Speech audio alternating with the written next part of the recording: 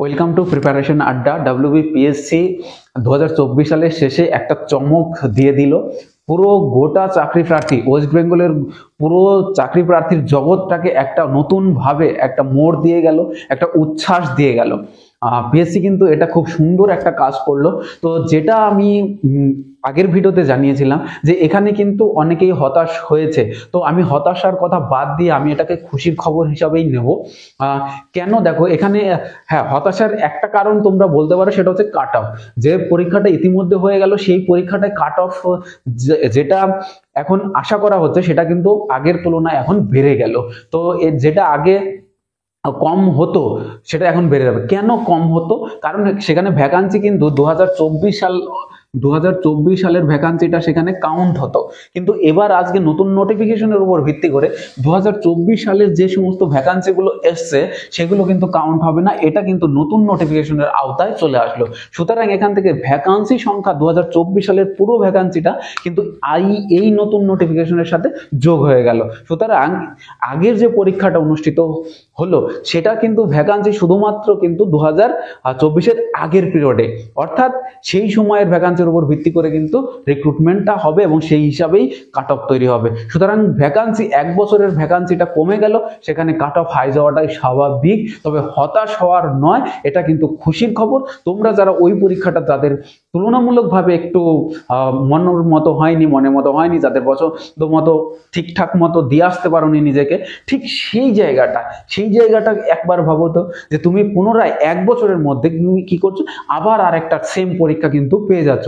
সুতরাং যাদের ওই জায়গাটা একটু ঘাটতি রয়েছে তারা কিন্তু ঘাটতি পূরণ করে এই জায়গাটা কিন্তু সেটাকে স্ট্রং করে নিতে পারবে এবং নিজের স্বপ্নকে পূরণ করার একটা দাপটের লড়াই কিন্তু এবার চালিয়ে যেতে পারবে। সুতরাং একটা জোশ নিয়ে তোমরা এগোতে থাকো।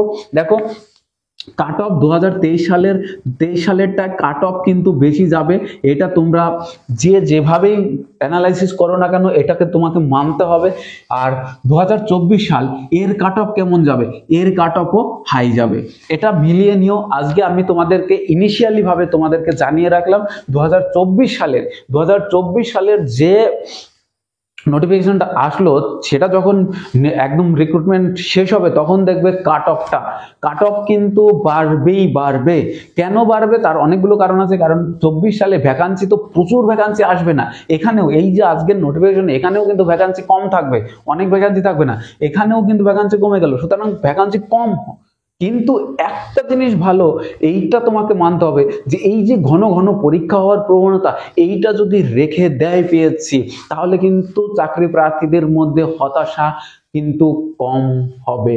অর্থাৎ তারা কিন্তু একটা ফ্লোতে চলতে পারবে যে না, পরীক্ষা এই বছর হয়নি, আগামীবার কিন্তু আমি পাবো বা আমি এর থেকে বেস্ট দিয়ে আসতে পারবো। সুতরাং এই যে একটা ফ্লো, এই ফ্লোটা কাজ করবে। মিসলেনিয়াসের ক্ষেত্রেও তাই, শুধু ক্লার্কশিপ না, মিসলেনিয়াসের ক্ষেত্রেও তাই হলো। দেখো, মিসলেনিয়াসেও দেখো এইবার যে পরীক্ষাটা হয়ে গেল সেটাই কাট অফ বেশি যাবে। মিসলেনিয়াসের এইবার নোটিফিকেশনের যে রিক্রুটমেন্টটা হবে সেখানেও কিন্তু কাট অফ বেশি যাবে, কারণ একই সেম প্রসেসে এগোচ্ছে। সুতরাং তোমরা যারা আগের পরীক্ষাটা ভালো দিতে পারোনি তাদেরকে বলবো যে তোমরা অবশ্যই এইবারে ক্লার্কশিপটাকে দুর্দান্তভাবে টার্গেট করো, দুর্দান্তভাবে পড়ো, নিজের রেসপন্সিবিলিটি নিজে নিয়ে তুমি পড়াশোনাটাকে এগিয়ে নিয়ে যাও। আর একটা কথা মনে রাখবে যে যাদের পরীক্ষাটা এবার ভালো হয়েছে, অর্থাৎ আগের পরীক্ষাটা যাদের ভালো হলো, তারা কি করবে, তাদের হাতে কিন্তু ডবল চান্স থাকতো। অর্থাৎ তোমরা কিন্তু দুর্দান্তভাবে যেরকম পড়াশোনা করেছিলে সেরকমটাই কিন্তু গতিটাকে বজায় রেখো, তাহলে দেখবে তোমার হাতে একটা অপশন থাকবে। আর তুমি যখন একটা পরীক্ষায় পাশ করে যাবে না, তখন তোমার মধ্যে দেখবে একটা আলাদা সাহস, একটা আলাদা জোশ কিন্তু কাজ করবে, তখন তুমি এগিয়ে যাওয়ার প্রবণতা অনেক বেড়ে যাবে। সুতরাং তোমাকে এই লড়াইটা জারি রাখতে হবে, যে লড়াইটা কন্টিনিউ ছিল, দেখো সেই লড়াইটা কন্টিনিউ থাকবে।